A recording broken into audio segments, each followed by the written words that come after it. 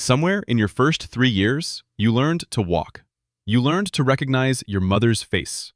You learned an entire language from scratch, which is arguably the hardest thing you will ever do.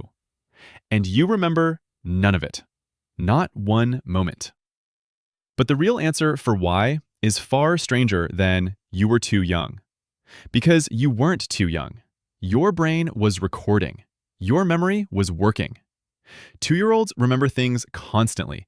Ask a toddler what happened at the park yesterday, and they'll tell you in exhausting detail. The memories were there. So where did they go? Start with what scientists call childhood amnesia. It's the near universal human experience of having almost no accessible memories from before roughly age 3, and only patchy ones until about 7. Sigmund Freud coined the term in 1899 and assumed it was repression, the mind burying uncomfortable early experiences. He was wrong about the mechanism, but right that something systematic was happening. This isn't random forgetting. It's a pattern so consistent across cultures and individuals that it has to be structural. Here's the part that changes everything. The memories didn't fail to form. They were formed, held for a while, and then lost. A psychologist named Carol Peterson at Memorial University of Newfoundland ran a study that demonstrated this beautifully. She interviewed young children about recent events in their lives, then went back and interviewed the same children years later. What she found was that children as young as 3 could clearly describe events from when they were 2. But by the time those same children reached age 7 or 8, most of those memories had vanished entirely. Not faded, gone. Think about what that means. You once had memories of your 2nd birthday. You could have described them.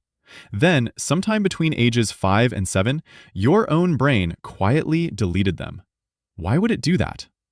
The answer involves one of the strangest trade-offs in human development, and it starts with a part of your brain called the hippocampus. The hippocampus is a small, seahorse-shaped structure buried deep in your temporal lobe, and it does something remarkable.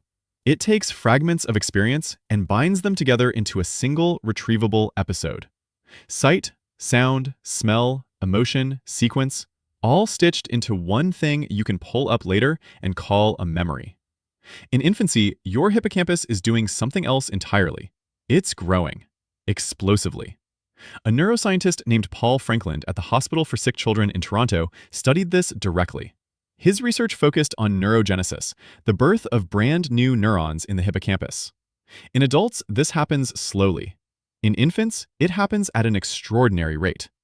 And Franklin found something counterintuitive that reframes the entire question.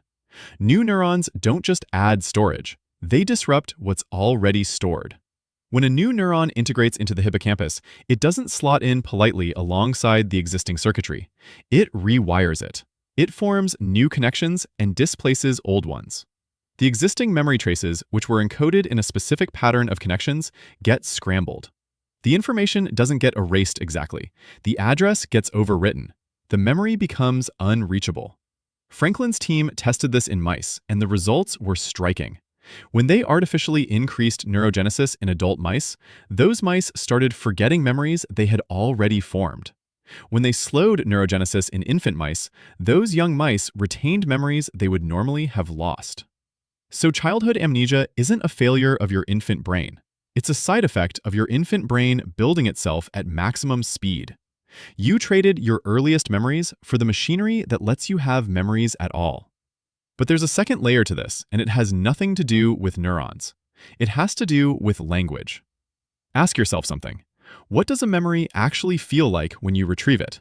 For most adults, it comes back partly as narrative. There was a place, something happened, you felt a certain way about it. There's a sequence, a beginning and an end, and often words attached.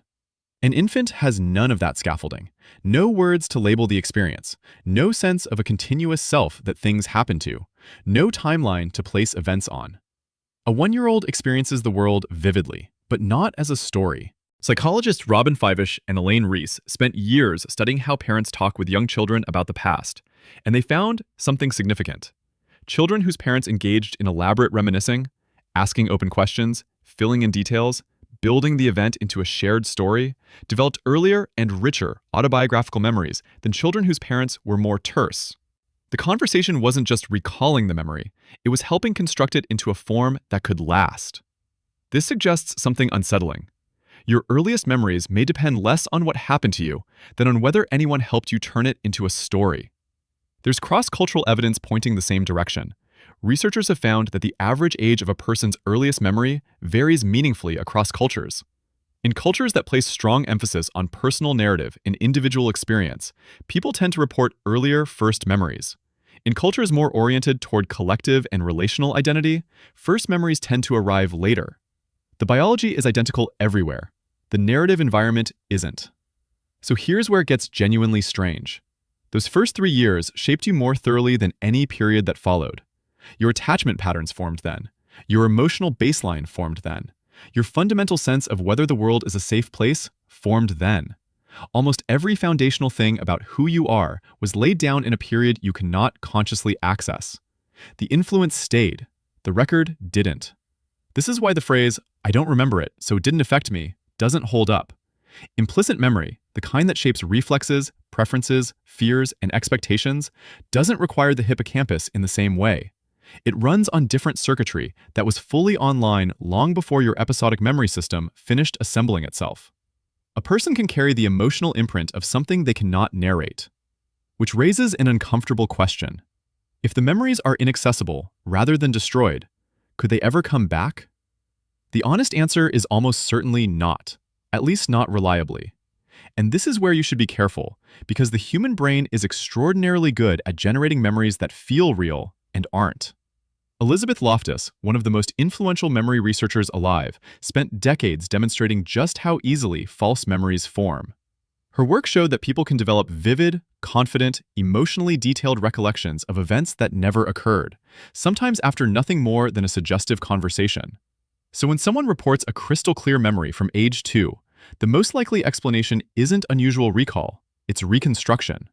A photograph they've seen 100 times, a story a parent told repeatedly, a fragment of real sensory experience wrapped in decades of retelling until it hardened into something that feels like a memory. Your earliest memory is probably not your earliest experience. It's probably your earliest story. There's something almost tender in that, if you sit with it. The years that made you the most are the years you'll never get back.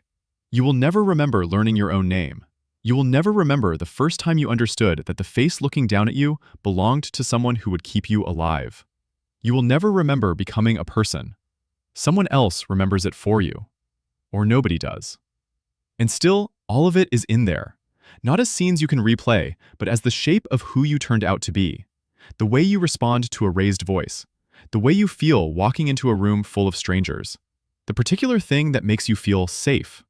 All of it was written during a period your conscious mind cannot reach, by a brain too busy building itself to keep the receipts. Somewhere in your first 3 years, you learned to walk, to recognize a face, to speak an entire language from nothing. You remember none of it, but you are, in every way that matters, still made of it.